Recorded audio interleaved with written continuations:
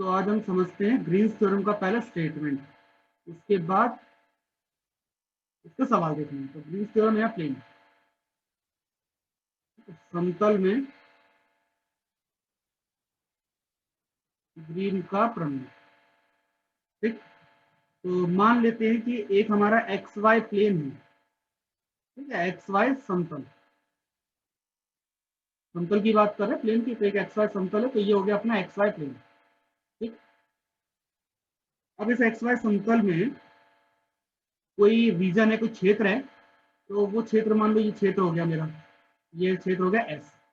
ठीक है, इसके अंदर रीजन जो क्षेत्र है वो एस है, और जो क्षेत्र है वो घिरा हुआ है, बंद है, परिबद्ध है, बंद है, घिरा हुआ है, बाउंडेड है, जो कि कर्व है सी।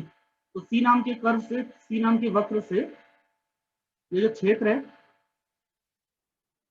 वो घिरा हुआ है। ठीक है, और इसके ऊपर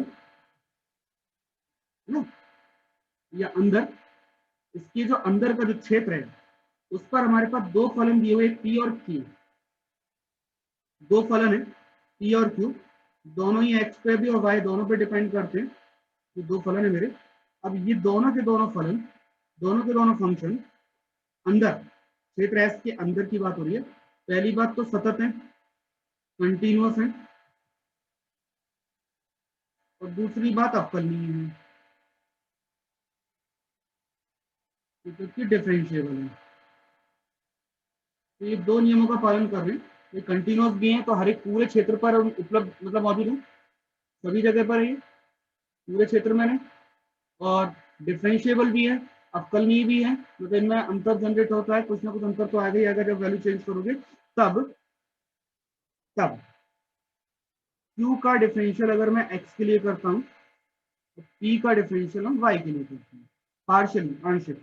ठीक है, और इस पूरे का इंटीग्रेशन dx dy, मतलब with respect to X Y, surface पे कर देते हैं पूरे S नाम के क्षेत्र पर।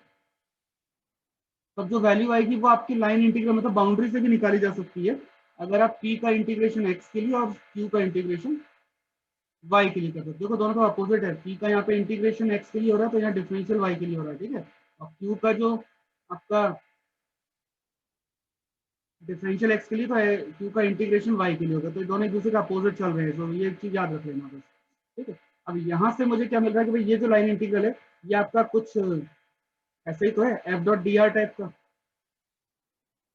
ठीक है, जिसमें एफ की वैल्यू आपकी क्या बन रही है, P I plus Q J, और डी आर देखें तो D X I plus D Y J cap, और एफ डॉट डी आर जो हमने कैलकुलेट करते हैं तो यही तो बनेगा, P D x plus Q D Y. तो हमारा जो लाइन इंटीग्रल है उसको सॉल्व करने का इजी मेथड है कि हम इसको ऐसे सॉल्व करने, भाई पी का डिफरेंशियल एक्स वाई के लिए कर लो, क्यू का डिफरेंशियल एक्स के लिए कर दो, पार्शियल, आंशिक, दोनों को माइनस करो, और लिमिट जो हमारी आ रही है क्षेत्र की, जो हमने लिमिट निकालना सीख लिया अभी तक, तो वो दोनों लिमिट रख देते हैं और इंटीग्रेट कर देते हैं, तो हमारा आंसर सेम टू सेम वही आ रहा है। ठीक है, ये तो है आपकी ग्रीन थ्योरम ना, प्लेन समतल में ग्रीन का प्रमेय। अब इसको हम करते हैं सॉल्व। ठीक है, तो ये थ्योरम आपको याद रखिए, इसका सवाल हम करते हैं। तो सबसे पहली बात, आपको एक क्षेत्र एस दिया जाएगा जो कि सी नाम की बाउंड्री से बंद होगा, तो बाउंड्री आपको पहचाननी है, बाउंड्री की इक्वेशन दी जाएगी, समीकरण बताया नहीं जाएगा क्या होगा, तो आपको खुद पहचानना है कि ये क्या बनेगा। जैसे मैंने कल पूछा था, तो सिलेंडर आपको खुद पहचानना था कि सिलेंडर बन रहा है या केवल सर्कल बन रहा है, क्या बन रहा है। ठीक है, तो इसका, क्योंकि ये जो डायग्राम बनाएंगे हम, बाउंड्री बाउंड्री बना लेंगे, तो जो भी बाउंड्री बन जाएगी उसके अंदर का क्षेत्र तो हमें दिख ही जाएगा, एस तो आपको मिल ही जाएगा, पृष्ठ जो भी सरफेस है वो तो मिल ही जाएगा, बस आपको बाउंड्री जरूर पहचान लो कि बाउंड्री दी क्या है ना। तो इस हिसाब से फिर सॉल्व करेंगे, फिर हम पी चुनेंगे, पी क्या है, फिर हम क्यू ढूंढेंगे, क्यू क्या दिया है, उसके बाद फिर हम देखेंगे भाई इंटीग्रेशन कहाँ से कहाँ तक करना है, क्या क्या वैल्यू करते हैं। ठीक है, अब फिर सॉल्व करते हैं, सवाल देख लेते हैं, सवाल से और क्लियर हो जाएगा। जब आपको लाइन इंटीग्रल निकालना है, और ये दिया है X Y plus Y square D x plus x square D Y. हालांकि इसे हमें सॉल्व करना आता है कि वो सी अगर दिया जाए तो लिमिट रख के हम सॉल्व कर लेते हैं। ठीक है, वो मेथड भी हमारे पास है। ठीक है, तो हम दोनों तरीके से सॉल्व करके बताएंगे, और इसको हम वेरीफाई कर लेते हैं। चलो तो वेरीफाई कर लेते हैं ग्रीन थ्योरम, ठीक है, वेरीफाई ग्रीन थ्योरम, ठीक है। तो ग्रीन प्रमेय को सत्यापित कर लेते, तो दोनों तरफ से इंटीग्रेशन हो जाएगा। तो एक तो पुराना वाला तरीका हो जाएगा, एक नया वाला आपका मेथड हो जाएगा कैसे सॉल्व करना है। तो ग्रीन प्रमेय को सत्यापित कीजिए, ठीक है। तो ग्रीन प्रमेय को सत्यापित करना है, ठीक है, कर लेंगे। लेकिन सी नाम का जो क्षेत्र है, जो आपकी बाउंड्री है, वो तो पता होना चाहिए, तो वो लिख देते हैं वेयर सी, जहां सी जो है वो y बराबर x और y बराबर एक्स स्क्वायर एक परिबद्ध क्षेत्र की परिसीमा है। Area enclosed by y equal to x and y equal to x, ये आपकी परिसीमा है। तो अब आपको पहले तो ये पहचानना पड़ेगा भाई ये बाउंड्री बन क्या रही है, कौन सा बंद वाला क्षेत्र है ये, ठीक है। सबसे पहला काम है डायग्राम बनाना इसका। तो पहले तो हम एक्सेस बना लेते हैं, ये हो गया वाई एक्सेस, ये हो गया हमारा एक्स एक्सेस, ठीक है। एक्स और वाई दोनों एक्सेस बना लिए। अब पहली जो इक्वेशन है y बराबर x, अगर आपने थोड़ा बहुत भी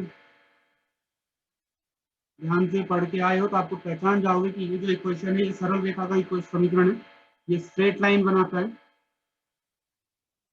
ठीक है। पावर 1 में है तो स्ट्रेट लाइन बनेगा, ये सरल रेखा है y बराबर x, और ये जो है परवलय है, पैराबोला, जो हमने 11 तो बिल्कुल नहीं पढ़ा, ध्यान नहीं दिया, पढ़ लिया मगर ध्यान नहीं दिया, ठीक है। इसका ग्राफ आपको याद रहना चाहिए भाई, पैराबोला का ग्राफ हमें बनाना आता है, हमने ट्रेसिंग भी सीख लिया, ट्रेन नहीं आता तो ट्रेसिंग करके कर लेंगे, ठीक है। तो पैराबोला का ग्राफ बनेगा और स्ट्रेट लाइन का बनेगा। पैराबोला का जो ग्राफ बनेगा, एक्स का वैल्यू पॉजिटिव हो या नेगेटिव हो, वाई का वैल्यू पॉजिटिव रहेगा तो ऊपर की तरफ ही रहने वाला, ठीक है। और 0 0 से पास होगा, ठीक है। तो 0 0 से पास होने वाला ये graph, X equal to 0 Y equal to 0 से जा ही रहा है। अब एक काम करके, यानी कि पॉजिटिव साइड भी बनेगा नेगेटिव भी बनेगा, तो दोनों साइड ये हमारा पैराबोला का ग्राफ ऐसा बनेगा, ठीक है। थोड़ा सा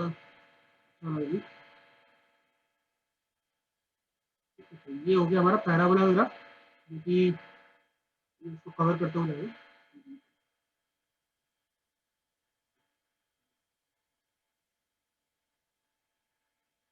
ये जो है हमारा पैराबोला का हो गया ग्राफ, ठीक है। और इसकी इक्वेशन क्या है, y बराबर एक्स स्क्वायर। दूसरी इक्वेशन है स्ट्रेट लाइन, जो कि 0 0 से जाएगी, सरल रेखा, 0 0 से सरल रेखा जाएगी, 45 डिग्री का एंगल बनाएगी, 45 डिग्री का कोण बनाती है y बराबर एक्स, ये स्ट्रेट लाइन आपकी है, ये है y बराबर एक्स, ठीक है। अब ये बोल रहा है कि बंद क्षेत्र है, इंक्लोज, परिबद्ध, तो बंद वाला क्षेत्र देखो, इसमें जितने भी क्षेत्र बन रहे हैं, बंद केवल एक ही क्षेत्र है ये वाला, तो बंद वाला क्षेत्र देखोगे तो यही क्षेत्र आएगा बंद, बस, बाकी कोई भी बंद नहीं है, सारे खुले हुए ओपन है। तो हमें बोला भी गया कि बंद क्षेत्र के लिए बात करनी है, ओपन एरिया के लिए नहीं करनी, क्लोज के लिए करनी है। तो बंद वाला जो क्षेत्र है मेरा, वो 0 से लेकर के शुरू होता है, ओ से शुरू होता है और ए तक जाता है, तो ओ और ए के बीच में ये क्षेत्र है। अब इसकी मुझे लिमिट देखनी पड़ेगी, सीमा देखनी पड़ेगी, भाई इस पूरे क्षेत्र की सीमा क्या आएगी, ये जो मेरा क्षेत्र बन रहा है इसकी सीमा देखनी पड़ेगी क्या बन रही है, ठीक है। इस क्षेत्र की सीमा के लिए भाई लिमिट देखनी पड़ेगी, 0 कहाँ पर, ओ कहाँ पर है और ए की वैल्यू क्या है। तो ये तो स्टार्टिंग तो मुझे पता ही है भाई 0 0 होगा ही। अब ए की वैल्यू देखना है, तो दोनों का कॉमन पॉइंट है, इंटरसेक्शन पॉइंट है, ठीक है। तो पहले मुझे ए पॉइंट भी ढूंढना पड़ेगा, उसके बाद फिर हम देखेंगे इंटीग्रेशन करना कैसे, ठीक है। और क्योंकि सत्यापित करना है तो दोनों तरफ से करना है इंटीग्रेशन, क्योंकि सरफेस भी करना है और लाइन इंटीग्रेशन भी करना है, तो दोनों तरफ से इंटीग्रेशन बता देते हैं। क्वेश्चन देख करके ग्राफ बनाना आना चाहिए, नहीं आता सीखो, ग्राफ पहचानना सीखो। जैसे आप पहचान लेते हो कि भाई ये कौन, पहले आप नाम से पहचानना सीखे भी रेक्टेंगल कैसा बनता है, आयत, सर्कल कैसा बनता है, वैसे आप इक्वेशन को देख करके पहचानिए कि ये कैसा बनेगा, किस टाइप का इसकी शक्ल होगी। पहले तो काम करते हैं, दोनों को सॉल्व कर लेते हैं, है ना। तो इंटरसेक्शन पॉइंट निकालने, पहले तो सॉल्यूशन देख लेते हैं। तो पहले था मुझे ओ और ए की जानकारी निकालनी है, वही कहाँ पर है, तो intersection point of y equal to X and y बराबर एक्स स्क्वायर, y बराबर एक्स और y बराबर एक्स स्क्वायर के प्रतिच्छेदन बिंदु। जब इनकी प्रतिच्छेदन बिंदु की बात होगी, इंटरसेक्शन पॉइंट की बात करेंगे, तो दोनों पॉइंट जो है दोनों पर कॉमन पॉइंट होंगे भाई। जो पॉइंट होगा ओ वो दोनों पे होगा, और ए जो पॉइंट होगा वो भी दोनों पे होगा, तो दोनों के कॉमन पॉइंट है, मतलब दोनों की वैल्यू बराबर ही है। तो जो point y equal to X पे, वही पॉइंट y बराबर एक्स स्क्वायर पे है। इंटरसेक्शन पॉइंट कैसे निकालते हैं, दोनों को सॉल्व करना, y की जगह x लिख दें, क्या आएगा x बराबर एक्स स्क्वायर। मतलब सॉल्व करना सीखना, कुछ भी कैंसिल नहीं करते हैं, ठीक है, फैक्टराइज करते हैं, फिर हम चेक करते हैं कि भाई ये वैल्यू क्या आएगी, तो x इक्वल टू 0 आएगा और x इक्वल टू 1 आएगा। तो जो क्वाड्रेटिक इक्वेशन में वर्ग समीकरण है, कैंसिल मत कर देना, कैंसिल करोगे तो एक ही वैल्यू रह जाएगी। क्वाड्रेटिक इक्वेशन के दो आंसर आते हैं, एक नहीं आते, तो जब x की दो वैल्यू आएगी तो फाइनली y की वैल्यू तो x के बराबर है ना, y की वैल्यू भी 0 होगी और x दूसरे वाले y की वैल्यू भी 1 होगी। हमारे पास फाइनली जो o पॉइंट होगा वो 0 0 हो जाएगा, और a जो पॉइंट होगा वो 1 1 हो जाएगा। तो इस प्रकार हमें ये दोनों बिंदु नजर आ रहे हैं भाई, 0 0 और 1 1। ये पॉइंट पहले तो मुझे मिल गए। अब क्योंकि इंटीग्रेशन करना है आपको दोनों हिस्सों पे ना, तो लाइन पे जब इंटीग्रेशन करते हैं तो याद होगा आपको कि इसमें डायरेक्शन चलता है भाई एंटी क्लॉकवाइज। पहले हम ओ से जाएंगे ए, एक बाउंड्री ये कवर होगी देखो, ठीक है, फिर हम ए से आएंगे वापस ओ, और ये बाउंड्री होगी। तो इस तरीके से डायरेक्शन चलेगा पूरा, पहले ओ से ए जाने के लिए बाउंड्री पे जाएंगे, फिर ए से ओ की बाउंड्री पे आएंगे। बाउंड्री पे क्यों, कि भाई लाइन इंटीग्रल बोला है ना, रेखीय समाकल सी, तो आपको बाउंड्री बाउंड्री पे चलना है। तो दो आपकी बाउंड्री है इसमें, एक तो ओ से ए, फिर दूसरा ए से ओ। ओ से ए जाने का रास्ता y बराबर एक्स स्क्वायर, और ए से ओ आने का रास्ता y इक्वल टू एक्स। दोनों पे इंटीग्रेशन हम करके टोटल कर लेंगे तो लाइन इंटीग्रल मुझे मिल जाएगा। एक बात तो ये समझ में आ रही है। अब एक काम करते हैं, पहले तो हम इंटीग्रेट कर लें लाइन इंटीग्रल नॉर्मली। तो पहले तो हम y बराबर एक्स स्क्वायर के सापेक्ष कर लेते हैं, सापेक्ष समाकलन करने पर, ठीक है, तो integrating with respect to y equal to x square. तो आपका जो इंटीग्रेशन है C, x Y plus Y square D x plus x square D y, ठीक है। तो पहली बात तो हम y की जगह एक्स स्क्वायर लिखने वाले हैं, क्योंकि आपका जो ग्राफ बन रहा है ऐसा, पहले तो y बराबर एक्स स्क्वायर के रास्ते जा रहे हैं, जो कि 0 0 से कहां तक है, 1 1 तक। तो लिमिट x की लिमिट भी 0 से 1 तक चल रही है, y की लिमिट भी 0 से 1 तक। तो इंटीग्रेशन मुझे जो करना है इसमें x के लिए करना है, तो लिमिट आपका 0 से 1 चलेगा dx के लिए, और x का तो x रहेगा, y को हटाना पड़ेगा, y की जगह एक्स स्क्वायर लिखना पड़ेगा। y की जगह जैसे एक्स स्क्वायर लिखोगे हो जाएगा एक्स क्यूब, ठीक है, प्लस एक्स की पावर 4 dx, प्लस इंटीग्रेशन अब एक्स स्क्वायर का तो विद रिस्पेक्ट टू y तो हम करेंगे नहीं, तो y के लिए तो y का इंटीग्रेशन होगा ना, और हम किसके साथ जा रहे हैं, y equal to x square के साथ, तो y लिखना पड़ेगा, और लिमिट y की 0 से 1 है, वो ग्राफ को देख के ठीक जाएगा। बस इसको इंटीग्रेशन कर लेते हैं, एक पार्ट ही हो जाएगा सर, इंटीग्रेशन कर ले, एक्स पावर 4/4 प्लस एक्स की पावर 5/5, लिमिट जो आएगी वो 0 से 1 होगी, plus Y square by 2, limit यहाँ भी 0 से 1। सॉल्व कर लेते हैं, 1/4 प्लस 1/5, 0 पे तो 0 जाएगा, और प्लस 1 माइनस 0, एलसीएम आएगा 20, 5 4 प्लस 19/20, ये आपकी पहली वैल्यू है। आप ओ से शुरू होकर कहाँ पहुंच गए, ए तक। अब ए से आएंगे वापस ओ, तो दोबारा इंटीग्रेशन करना पड़ेगा। y बराबर एक्स के सापेक्ष बाउंड्री बाउंड्री चल रहे हैं, ठीक है। लाइन इंटीग्रल करना तो हमें आता है सॉल्व, जो पीछे किया था वैसे ही करा रहा हूँ सॉल्व समाकलन करने पर। तो integrating with respect to y equal to x, ठीक है। जैसे भी इंटीग्रेट करेंगे y इक्वल टू एक्स के लिए, y square D x d, और अब हम y इक्वल टू एक्स लिखेंगे। तो y की जगह जब x लिखोगे तो आ जाएगा ये x square plus x square, ठीक है, डी एक्स। और लिमिट अब जो हो जाएगी चेंज हो जाएगी। अब हम कहाँ से आ रहे हैं, ए से शुरू कर रहे हैं, देखो लॉट के नीचे आ रहे हैं, तो ए से शुरू कर रहे हैं, तो 1 से शुरू करके 0 पे आ रहे हैं, ठीक है। तो प्लस फिर 1 से 0 चलेगा y की वैल्यू भी, और ये हो जाएगा वाई स्क्वायर डी वाई। अब कर देते हैं, इंटीग्रेशन कर लेते हैं। तो 2 का तो 2 आ जाएगा, एक्स स्क्वायर का हो जाएगा x³ 3, लिमिट हो जाएगी 0 to 1 प्लस y³ 3, लिमिट 1 से 0, 0 से 1 नहीं होगी, 1 से 0, 1 से, पहले तो हम अपर लिमिट रख दें 0, तो 0 आएगा, माइनस लोअर लिमिट रखेंगे तो 2/3 जाएगा, फिर अपर लिमिट यहाँ पे 0 रखेंगे y में तो 0 हो जाएगा, माइनस 1 रखेंगे तो -1 हो जाएगा, -1 की पावर 3 -1 नहीं होगा, और ये सॉल्व होने के बाद आ गया माइनस का। इस तरीके से आपके पास ये दोनों रास्ते, पूरा बाउंड्री हमने कवर कर ली, बंद वाली पूरी बाउंड्री कवर हो गई है। अब बस आपको फाइनल लिखना है, देयरफॉर रिक्वायर्ड इंटीग्रल जो हमारा है वो दोनों को टोटल करने पे मिल जाएगा। रिक्वायर्ड इंटीग्रल अभिष्ट समाकलन,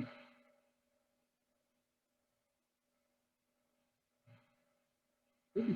तो अभिष्ट जो हमारा समाकलन होगा, integration C x Y plus Y square D x plus x square D y, इसका जो वैल्यू होगी, पहले तो 19/20 आई है, प्लस करेंगे -1, फाइनली सॉल्व होने के बाद आ जाएगा माइनस का 1/20। ये आ जाएगा अपना इंटीग्रेशन नॉर्मल जो हम सॉल्व करते थे लाइन इंटीग्रल। देखिए ग्रीन थ्योरम के साथ में जब हम सॉल्व करेंगे तो आपका जो इंटीग्रेशन है वो p D x plus Q D y, ये तो आपको दिया गया है, और आप इसको सॉल्व कैसे करेंगे, सरफेस इंटीग्रल में करोगे, del q over del x minus del q over del y और डी एक्स। तो पहले तो पी और क्यू ढूंढ लें, फिर हम लिमिट देख लेंगे, लिमिट क्या चल रही है। तो एक्स और वाई की लिमिट तो दिखी गई है, 0,7 चल रही है, ठीक है। लेकिन यहाँ जो लिमिट रखी जाती है स्ट्रिप में रखी जाती है, सरफेस में, याद हो आपको। पहले हम स्ट्रिप सॉल्व करेंगे, भाई पहला इंटीग्रल किसके लिए करेंगे, वाई के लिए, फिर हम सॉल्व करेंगे एक्स के लिए, तो सरफेस वाला कॉन्सेप्ट चलेगा पूरा, ठीक है। अब जरा हम इसको सॉल्व करते हैं, काम करते हैं। पी नाम तो नहीं दिया था, पी हमें मानना पड़ रहा है, तो हम पी मान लेते हैं x Y plus Y square को, क्यू मान लेते हैं एक्स स्क्वायर ही दिया।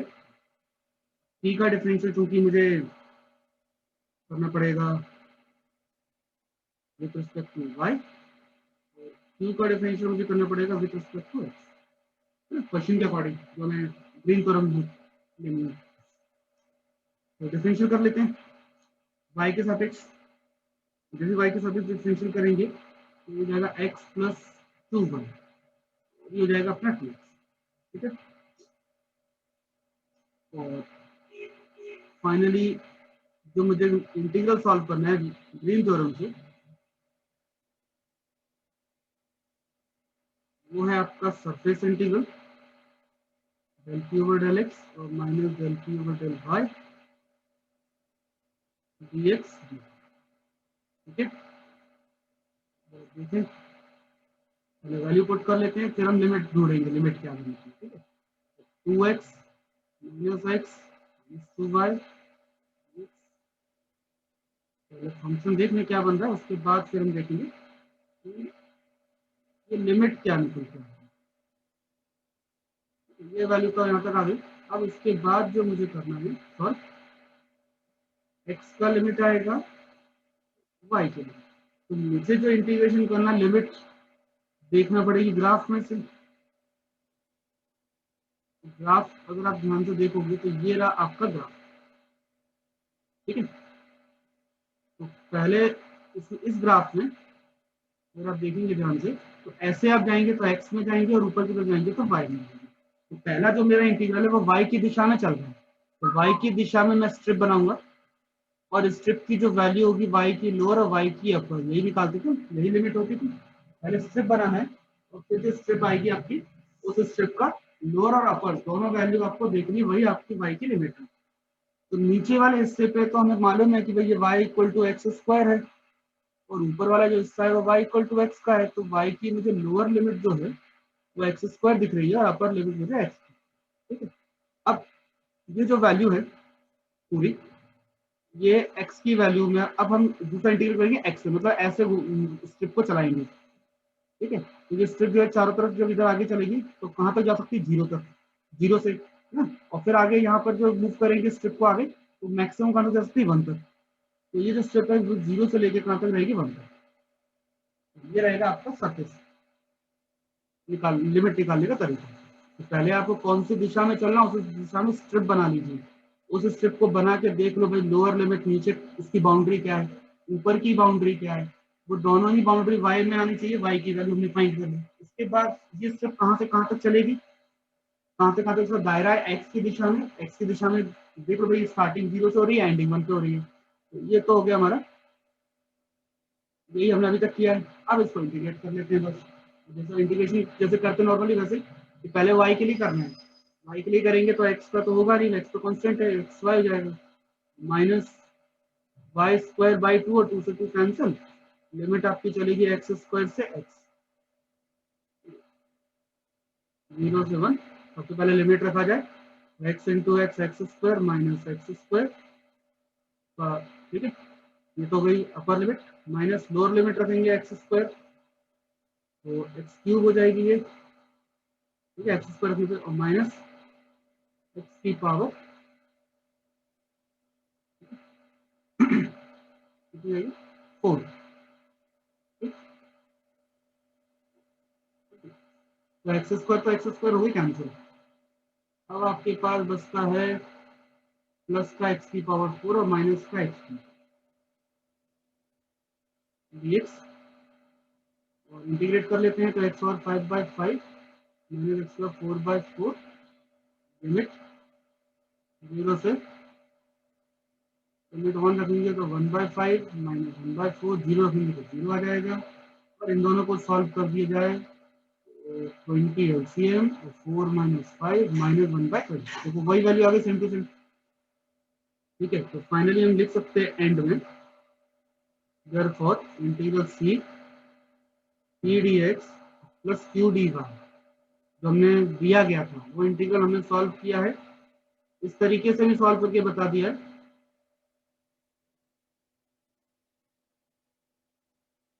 ठीक है। और ये जो मेथड है वो ग्रीन की तरह है, तो अतः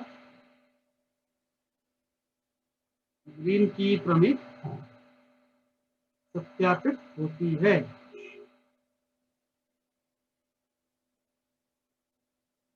ठीक है। दिस वेरीफाइज ग्रीन्स थ्योरम, समझ में आ गया होगा सवाल कैसा है। वेरिफिकेशन बोलेंगे तो दोनों तरफ से सॉल्व करना है, वेरीफाई नहीं करेंगे तो देखो डायरेक्ट सबसे एक साइड का कर लो, ये वाला जो साइड है लास्ट में नीचे वैसे सॉल्व करना है, इंटीग्रेशन लिमिट देखनी है और डायरेक्ट एक बार में आंसर, दो बार रास्ते पे तो चले भाई, पहले हम इस रास्ते पे जाए फिर लौट के आए, अगर चार पांच रास्ते तो सब पे चलना पड़ता था, याद होगा आपको। तो पे जो हम डायरेक्ट पे निकाल लेते हैं पी और क्यू का डायरेक्शन, डायरेक्ट लिमिट उसको देख करके वही डायरेक्शन, तो लिमिट क्या आएगी स्टेप किस दिशा में पहले बनानी है वो देख करके आंसर निकाल। एक और करते हैं चलो, थोड़ा सा एक और करते हैं,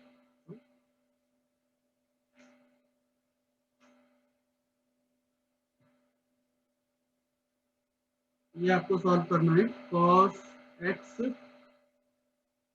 sin y minus x y dx plus sin x cos y dy, ये इसकी वैल्यू निकालनी है, ठीक है। और सी की जो वैल्यू है वो सर्कल है, वृत्त है, x square plus Y square equal to. अगर आपको याद हो तो जब हम नॉर्मली सॉल्व करते हैं तो नॉर्मल सॉल्व करने में क्या कहते हैं, सर्कल की बाउंड्री पर सॉल्व करना है। सर्कल की बाउंड्री पर सॉल्व करना है तो ये जो दिशा तो हर बार बदल रही है, ठीक है। तो इस केस में क्या करते थे, पोलर फॉर्म में चले जाते थे, ध्रुवीय रूप में। और ध्रुवीय रूप में क्या, एंगल अपन थीटा की वैल्यू 0 से 2 पाई के बीच में लेकर के इंटीग्रेट कर देते थे। तो यहाँ पे हम दूसरा मेथड, हम इतना लेंथी मेथड में आकर डायरेक्ट कर सकते हैं, ठीक है। डायरेक्ट करने के लिए ये जो फॉर्म दिया गया है वो p D x plus Q D y का फॉर्म है। तो सर्कल जो दिया गया है आपको, उसका रेडियस जो त्रिज्या है वो 1, ठीक है, 1 त्रिज्या है इसका।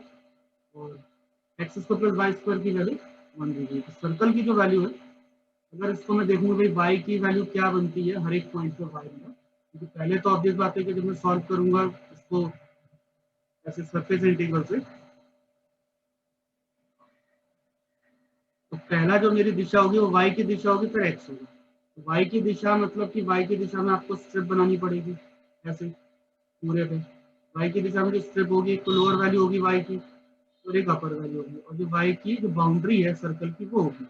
और जो बाउंड्री की इक्वेशन जो होती है, सर्कल सर्कल किससे बनता है, बाउंड्री से, ठीक है। तो ये बाउंड्री की इक्वेशन दी गई है, तो यहाँ से y की वैल्यू सॉल्व कर लेंगे। तो y इक्वल टू आ जाएगा plus minus under root 1 minus x, minus की वैल्यू यहाँ नीचे आ जाएगी, अपर वैल्यू अपनी पॉजिटिव हो जाएगी। तो इस तरीके से आपको y के स्ट्रिप मिल जाएंगे।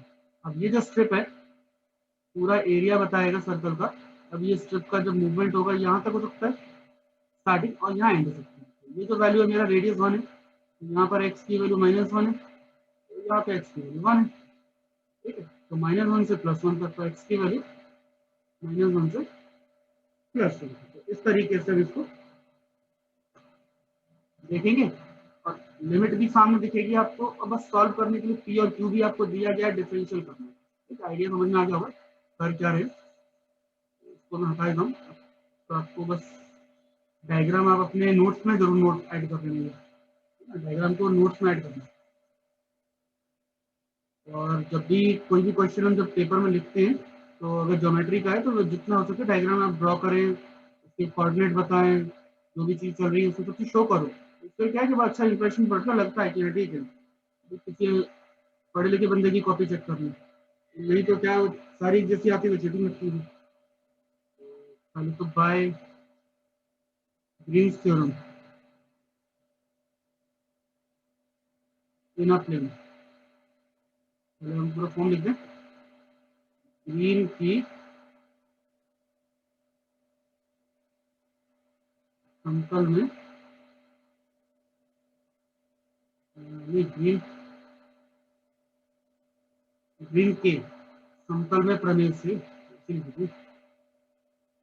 तो integration p D x plus Q D y line integral आपका सरफेस इंटीग्रल के बराबर होगा। सिंगल आप इंटीग्रल बनाओ एस लिखो तब भी बात बराबर ही है, पता है वो तो आपको, बहुत बार हम इस बारे में डिस्कशन कर चुके हैं। एक्स डी वाई, अब यहाँ पे मुझे पी चुनना पड़ेगा, तो मानना पड़ेगा पी चुनो। पी की value cos x sine y minus x, q की वैल्यू साइन एक्स। सबसे पहले तो मुझे पी का डिफरेंशियल वाई के लिए करना पड़ेगा। पी का डिफरेंशियल जैसे मैं वाई के लिए करता हूँ, एक्स का तो नहीं होगा, कॉस एक्स का नहीं होगा, साइन वाई का हो जाएगा। कॉस एक्स तो कॉस एक्स रहेगा, साइन वाई का हो जाएगा कॉस वाई। एक्स वाई में से माइनस का माइनस हो जाएगा, एक्स का वैल्यू नहीं होगा डिफरेंशियल, वाई का डिफरेंशियल होना चाहिए। क्यू का differential with respect to x करना पड़ेगा, एक्स के लिए कर रहे हैं वाई के लिए नहीं कर रहे हैं। तो ये साइन का हो जाएगा कॉस एक्स, कॉस वाई का एज ही रहेगा अपना। तो अब काम करते हैं, दोनों को माइनस भी करना है, माइनस कर देते हैं, तो del q over del x में माइनस कर देते हैं del q over del y. जैसे ही माइनस करोगे तो cos x cos y तो कैंसिल हो जाएगा ना, cos x cos y minus cos x cos y minus का x हो जाएगा प्लस का x, ये कैंसिल होकर देखो पूरा ट्रिग्नोमेट्री हट गई, पूरा सिंगल x में आ गया। ये तो और इजी हो गया, क्योंकि जो C जो मेरा बाउंड्री है, C क्या है, सर्कल है, ना। सॉल्यूशन ढूंढ रहे हो, सी क्या सर्कल है, तो इसका जो y की जो लिमिट होगी तो सॉल्व करने पर मुझे y की वैल्यू मिल जाएगी -1 - x² से +1 - x² तक। और x की वैल्यू, अगर आपको नहीं समझ में आता हो भाई डायग्राम वगैरह, तो वही है, इससे पहले तो y की वैल्यू निकाल लो ना भाई। डायग्राम बनेगा तो बिल्कुल क्लियर, समझ में क्लियर रहेगा कि क्या है। विदाउट डायग्राम आप लिखोगे तो समझ में भी नहीं आता कई बार। पहले y की वैल्यू निकाल लो, y निकल गया तो y को एक काम करो, y तो हो ही गया, y को हटा दो, बाकी जो बचा वो क्या बचा, x² = 1। तो x की दो वैल्यू आएंगी, +1 और -1। तो ऐसे भी देख के लिख सकते हो, तो x की वैल्यू देगी +-1। चाहो तो डायग्राम साथ में बना लेना, जो डायग्राम बनेगा इसका ऐसा बनेगा। ये जो पॉइंट होगा 1, 0, ये पॉइंट होगा -1, 0।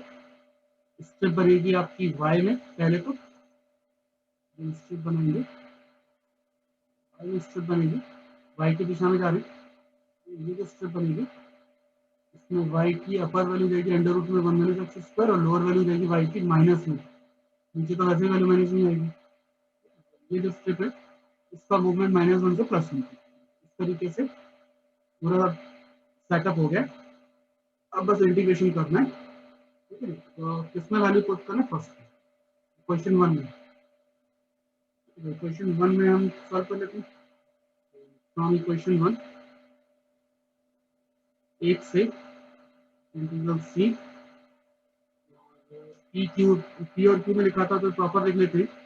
cos x sin y minus xy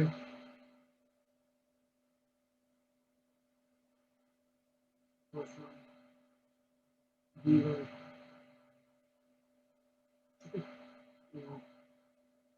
equal to जो वैल्यू है surface integral x dx dy जाएगी। अब रखते हैं लिमिट, ठीक है। अब अगर लिमिट रखेंगे तो x की वैल्यू -1 से +1, y की वैल्यू -√1 - x² से +√1 - x dx। पहले तो y के लिए सॉल्व होगा, तो x तो x रहेगा, y के लिए इंटीग्रेशन रहेगा y, लिमिट हो जाएगी -√1 - x² से √1 - x। फाइनली x की वैल्यू -1 से 1 dx लिखना पड़ेगा। अपर लिमिट और माइनस लोअर लिमिट रखोगे तो आपके पास वैल्यू जो आएगी वो भी 2 टाइम्स √1 - x। अपर लिमिट रखोगे तो 1 - माइनस लगाते थे, माइनस वैल्यू फिर दोबारा आएगी तो माइनस माइनस प्लस हो जाएगा। इस प्रकार 1 - x² दोबारा हो जाएगा, ये वैल्यू आ जाएगी आपकी। अब अगर आपको थोड़ा सा भी याद हो प्रॉपर्टी डेफिनेट इंटीग्रल की, डेफिनेट इंटीग्रल की हमारी जो प्रॉपर्टी है ये कहती है कि भाई निश्चित समाकल की जो हमें प्रॉपर्टी है, तो -a से +a तक अगर आपको इंटीग्रेशन करना है f(x) dx का, इसका आंसर 0 होगा अगर f में -x रखने पर आपको वापस क्या मिल जाए, f -x मिल जाए। तो यहाँ रख के देख सकते हो कि जो मेरा फंक्शन है f(x), इसमें x की जगह जैसे मैं -x रखता हूँ, ठीक है, तो मुझे माइनस का वापस f(x) मिल रहा है। तो ये तो इंटीग्रेशन डायरेक्टली मुझे दिख रही प्रॉपर्टी, तो ये प्रॉपर्टी के साथ लिख करके बता सकते कि आंसर से दिया, इसके साथ प्रॉपर्टी ऐड कर देंगे मैंने, ये प्रॉपर्टी साइड में लिखी है। मैं इसका आंसर डायरेक्टली 0 क्यों बता रही हूँ, बिकॉज इंटीग्रेशन -a से +a f(x) dx को मुझे सॉल्व करना है, इसका जो आंसर है वो 0 होगा। कब होगा, जब फंक्शन मेरा ऑड होता है, विषम फलन होता है, ठीक है। विषम फलन फाइंड करने के लिए, ऑड फंक्शन फाइंड करने के लिए f में -x पुट करेंगे तो आंसर माइनस का f(x) होगा, तो जो कि यहाँ पर हो रहा है, तो ये वैल्यू डायरेक्टली हम बोल सकते हैं कि वैल्यू है 0 आएगी। दूसरा क्वेश्चन था के क्वेश्चंस में अपने काफी सारे और भी क्वेश्चंस को सॉल्व करूं। देखो एक सवाल और देख लीजिए, देखो सर एक आखिरी सवाल और, और ग्रीन थ्योरम का टॉपिक कंप्लीट है, फिर आप लोग ट्राई करना ग्रीन थ्योरम। इंटीग्रेशन करना है C x plus 2y dx और plus y plus 3x dy, ये इंटीग्रेशन करना है। ठीक है, इसमें आपको ग्रीन थ्योरम वेरीफाई करने को बोला है। ठीक है, वेरीफाई करना है। वेरीफाई नहीं करेंगे तो एक ही साइड का इंटीग्रल लेकर सॉल्व कर देंगे। ठीक है, ग्रीन थ्योरम में सत्यापित करना है।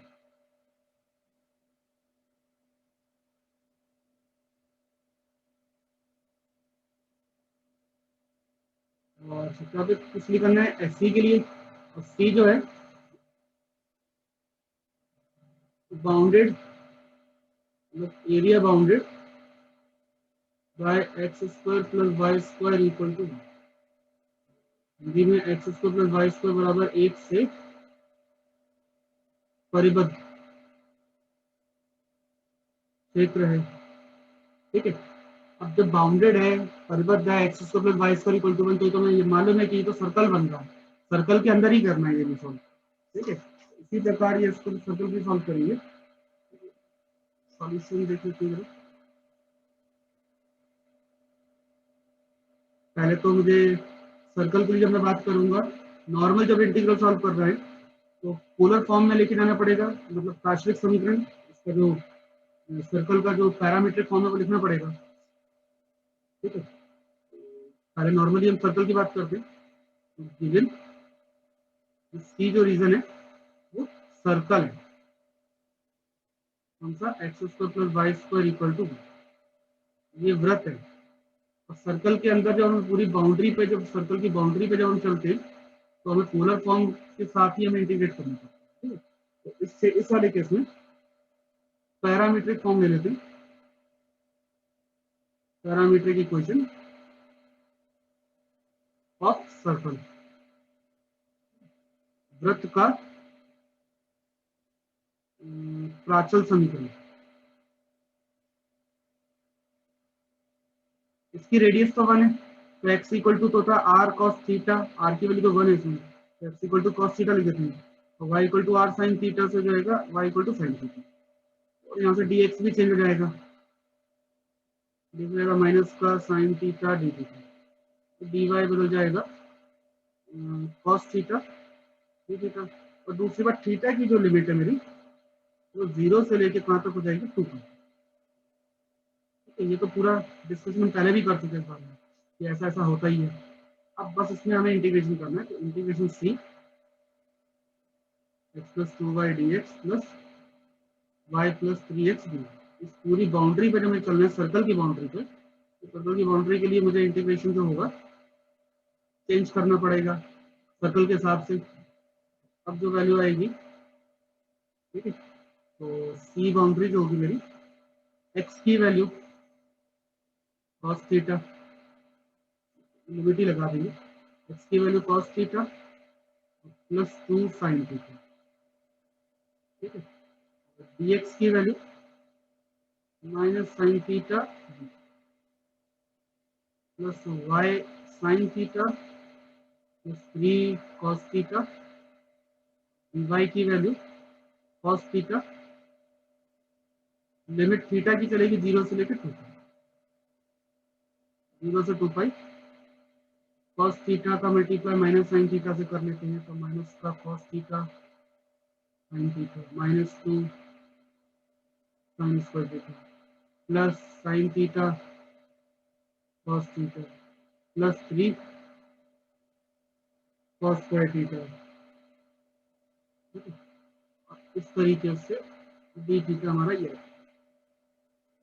0 से 2 pi cos theta sine theta, ये तो हो जाएंगे कैंसिल, बचेगा 3 cos square theta minus 2 sine square theta. काम करते हैं, जो पूरा फंक्शन है थोड़ा सा चेंज कर लेते हैं। चेंज कैसे, साइन स्क्वायर थीटा को कॉस में कन्वर्ट कर लो पूरे, तो भाई साइन और कॉस दोनों में चल रहे हैं ना, तो क्या है कि हम इसको कॉस में कन्वर्ट करना है, तो 3 कॉस स्क्वायर थीटा माइनस 2 और साइन को क्या लिखेंगे 1 माइनस कॉस स्क्वायर थीटा, ठीक है जी ठीक है। और जब सॉल्व करोगे तो भाई माइनस का प्लस का 2 कॉस स्क्वायर थीटा प्लस का 3 हो जाएगा 5 कॉस स्क्वायर थीटा माइनस 2, ठीक है। तो इंटीग्रेशन जो होगा हमारा फाइनली 0 से 2 पाई 5 हो जाएगा 5 cos square theta minus 2 D theta, ठीक है। और इसमें भी 5 कांस्टेंट बाहर आएगा, इंटीग्रल 0 से 2 पाई हो जाएगा cos square theta D theta minus 2 constant बाहर 0 से 2 पाई डी थीटा। अभी बुक में अगर देख रहे हो तो क्वेश्चन अगर आपको मिल गया हो तो बुक वाला मेथड से मत करें, क्योंकि अभी हमें वो फॉर्मूले नहीं पढ़ना। जब हम ये सारे फॉर्मूले पढ़ लेंगे फर्स्ट पेपर में से इंटीग्रेशन करने के, सेकंड पेपर में शायद सेकंड पेपर में इंटीग्रेशन कैसे किया जाता है उस नए फॉर्मूले पढ़ लेंगे, तब उस मेथड पे जाएंगे। अभी हम 12th में जो पढ़ के आए वही मेथड अप्लाई करेंगे। 0 से 2 पाई कॉस स्क्वायर थीटा के लिए मुझे ये पता है कि कॉस 2 थीटा का जो फॉर्मूला होता है वो होता है 2 कॉस स्क्वायर थीटा, और यहाँ से मुझे कॉस स्क्वायर थीटा मिल जाता था 1 plus cos 2 theta divided by, इसको मैं लिख दूँ 1 plus cos 2 theta divided by 2 D theta minus 2, integration तो थीटा हो जाएगा 0 से 2 पाई, तो लिमिट लगी जाएगी इसको। 5/2 बाहर कर लेते हैं, 1 की इंटीग्रल लिमिट हो जाएगी थीटा और प्लस cos 2 थीटा का इंटीग्रल करेंगे। तो cos का इंटीग्रेशन क्या होता है, cos का इंटीग्रेशन क्या होता है याद है, भूल गए?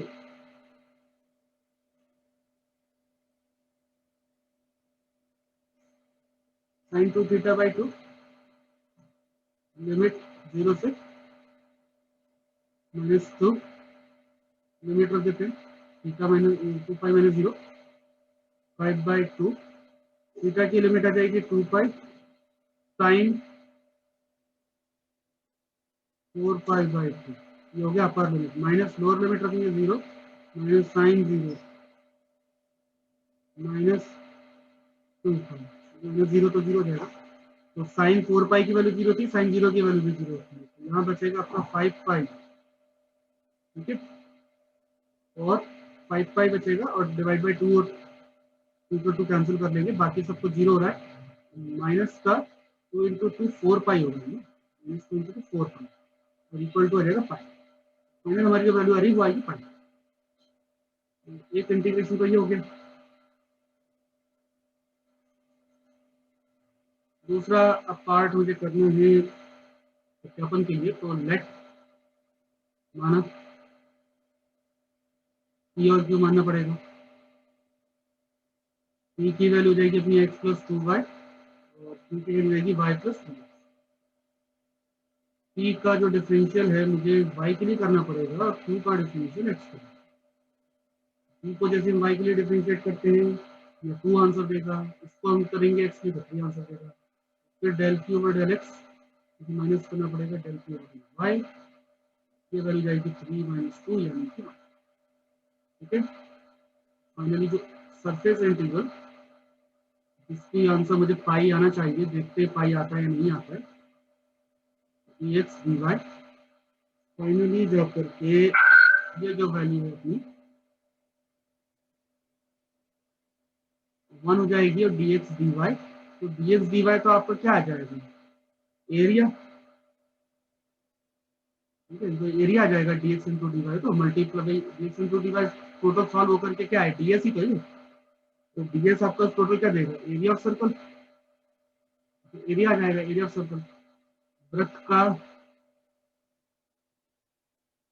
क्षेत्रफल, कि अंदर कोई नंबर है ही नहीं 1 है केवल, तो एरिया देगा ही। तो एरिया ऑफ सर्कल क्या होता है पाई आर स्क्वायर, तो यहाँ पे रेडियस कितना था 1 था, पाई आर स्क्वायर की वैल्यू ये थी पाई। फाइनली दोनों क्वेश्चन सही आंसर दे रहे हैं भाई, इसको फर्स्ट नंबर दे दो, इसको सेकंड नंबर दे दो।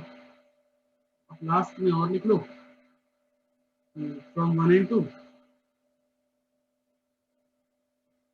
एक और दो से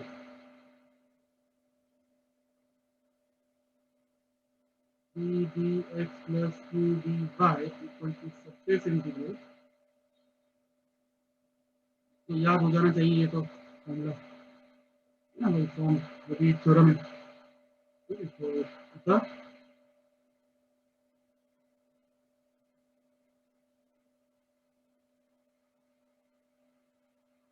ग्रीन की वैल्यू सबसे ऊपर, therefore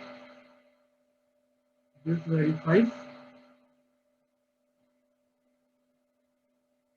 Green's theorem. This verifies Green's theorem. Green की थ्योरम ये वेरीफाई होगा।